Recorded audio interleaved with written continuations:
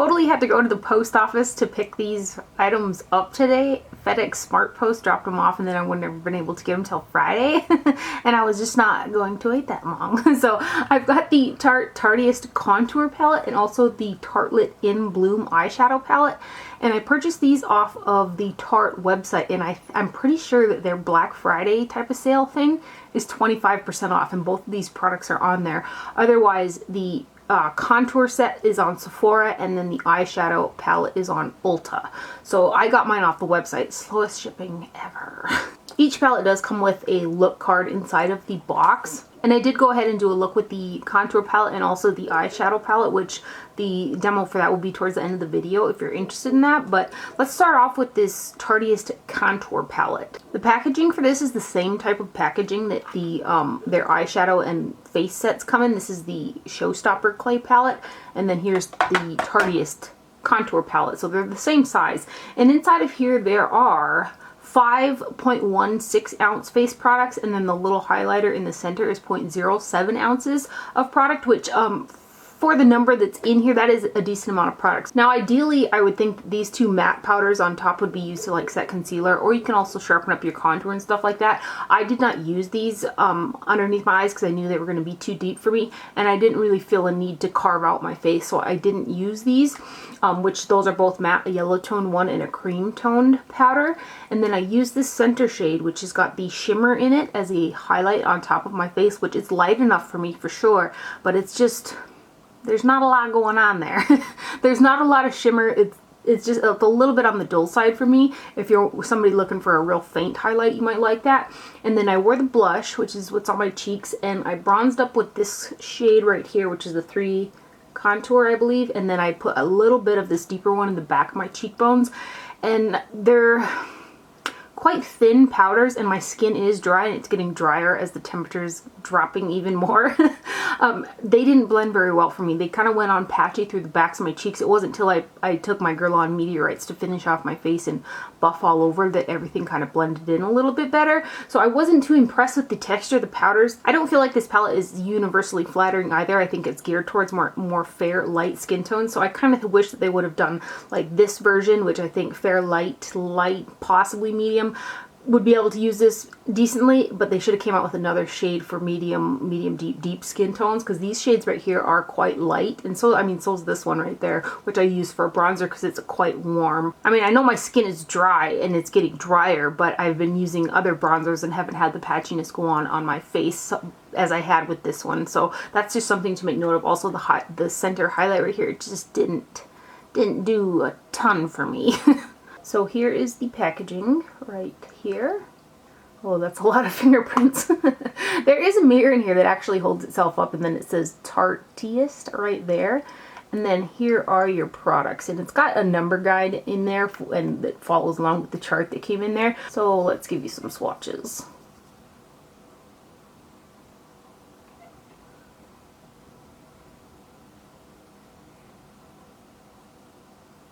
Then we'll do the center highlight and the blush. And the formula on these, like all of the products, is quite thin.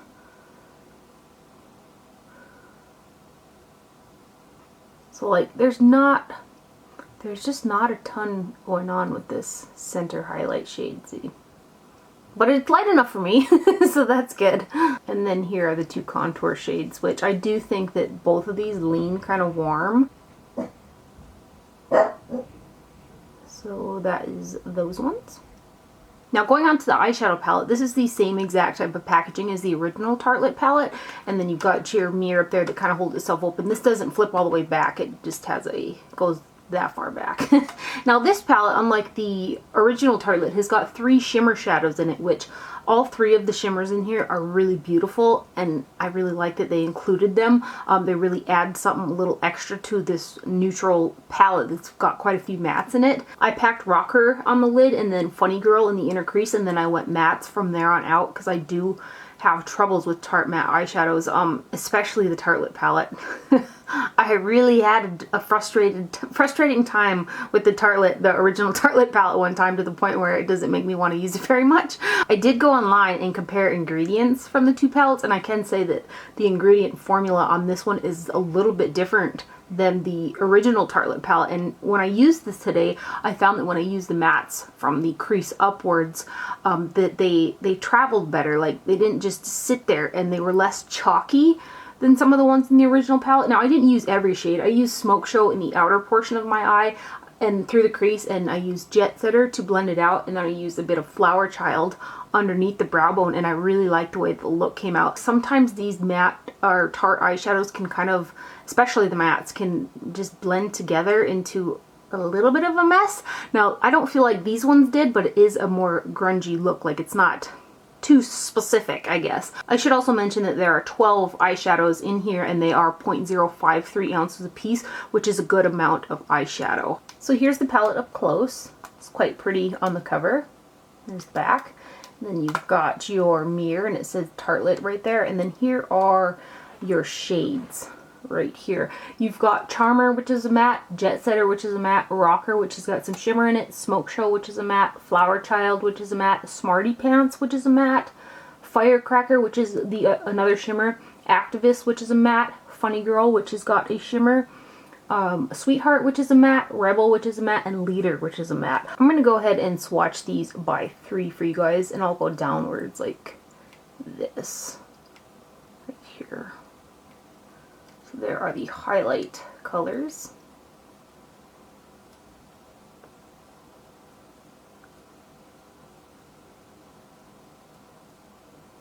Then we'll do these guys.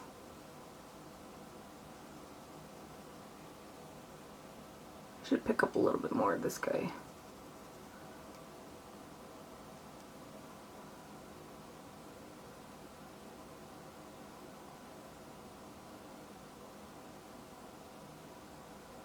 Then we'll do this row. These shimmer shades are beautiful. Really, really pretty colors.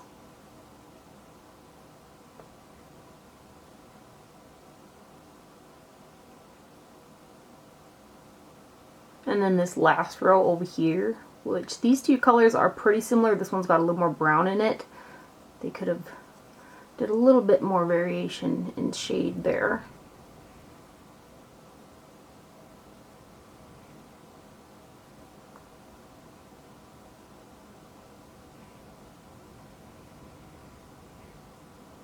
Now here are the two Tartelette palettes side by side. This one right here is the In Bloom palette, and here's the original Tartelette palette. So you can see, I mean, a whole lot of neutrals. The newer one doesn't have the purples tones in it, and the newer one's got more of the warmer burgundy browns in it. But there are a couple shades that are similar. I didn't find like exact dupes. There's a little bit of difference between every shade, but similar. Going off my first impression today, I do like this one better than the original Tartelette palette. I felt like the matte shades blended better, and they actually built better than the first one. I just really had trouble with that one. And then I did have fallout with this. It wasn't a tiny bit. It was about a medium amount of fallout. It wasn't like overly excessive, but I did have fallout with it. And when you put your brush in these shades, even the shimmery shades, you do get a lot of product kick up, especially with those mattes. It kicks up quite a bit of product inside of there. But otherwise, so far so good on this guy right here. We have another neutral palette in the game. So if you guys want to see these products demoed and the look that's on my face, you can hang tight and we'll get into it right now.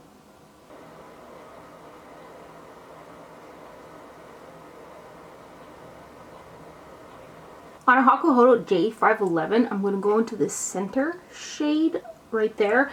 And this is a small brush already, but this should give you an idea. It's pretty small to get in there. I'm going to use this to highlight. It's not very shiny. Put a little right here. There. I had to grab another small brush for this color right here. I'm going to use this to warm up my face, kind of like a bronzer. And this is a Hakuhodo and Sephora. It's their highlight brush. And I'm going to bronze up my face with this and slightly contour it.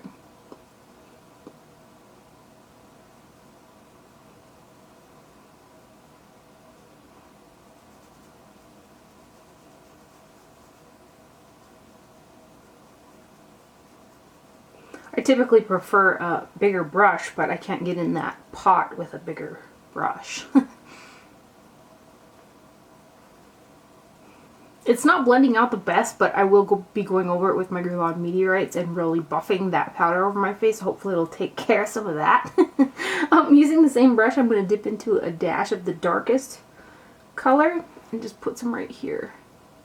This is just, it's kind of going on patchy, even on, like on my face. It's just not very smooth. Using a Goss number 14 brush, I'm going to go into the blush shade and I'm going to put this on my cheeks.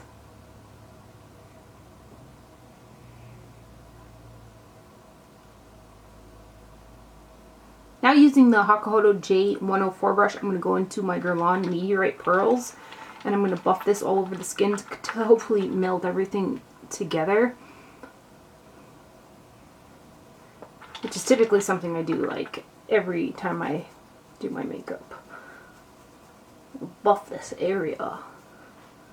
Well, it's diffusing out a little bit. I do have this scar right here and it's kind of raised, so it does accentuate the bronzer that I put on the camera. In real life it doesn't, but it does on camera for some reason. I went ahead and primed my lids from the lash line to up underneath the brow with the NYX eyeshadow bases in number 1 and number 3. Then using a Goss number 18 brush, I'm going to go into the shade Rocker. I'm going to pack that on the majority of the center of the lid, I believe. Is a really pretty taupe color. Then using the side of that same Goss 18 brush, I'm going to pick up some of Funny Girl. And I'm going to put it right here. Now for the be all end all. I'm going to use mattes from here on out. I'm going to go into the shade Smoke Show right there on a Chikuhodo GSN 9 brush. And starting out here and through the crease.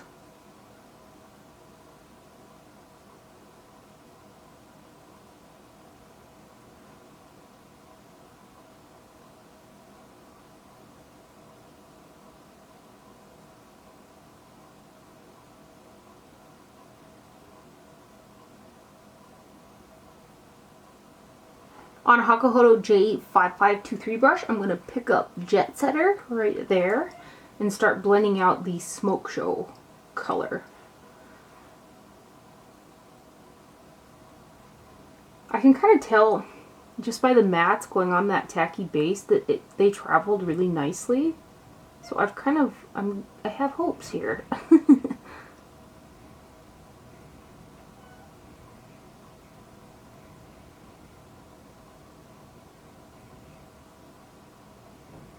I do have some fallout going on right over here. Using the Goss number 3 brush, I'm going to go into the shade Flower Child, and I'm going to put that underneath the brow where there's still some primer left.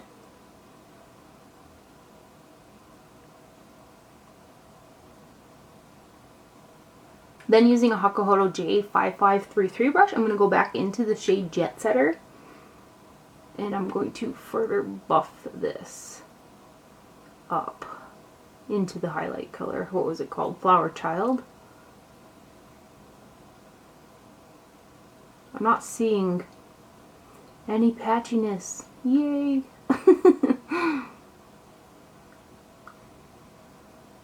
So there's the eyeshadow done. I'm going to go ahead and finish up my eye makeup and I'll be right back to put on some lips for you guys. I ended up running just a little bit of Jet Setter on a Goss number, I believe this is an 8. I just put a little bit down here. I've been experimenting. I'm going to use the Clinique Quick Liner for lips in the shade Baby Buff to line my lips.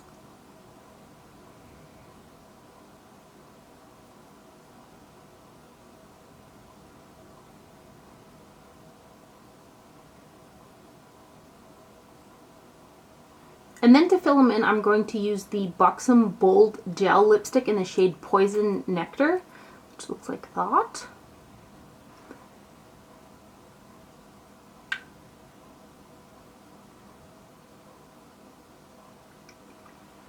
So there's the overall finished look using the new Tartelette In Bloom eyeshadow palette in the Tarteist Contour face palette. I hope you guys enjoyed this video and found it helpful. Thank you for watching. Do not forget to wear sunscreen, and I'll see you guys later. Bye!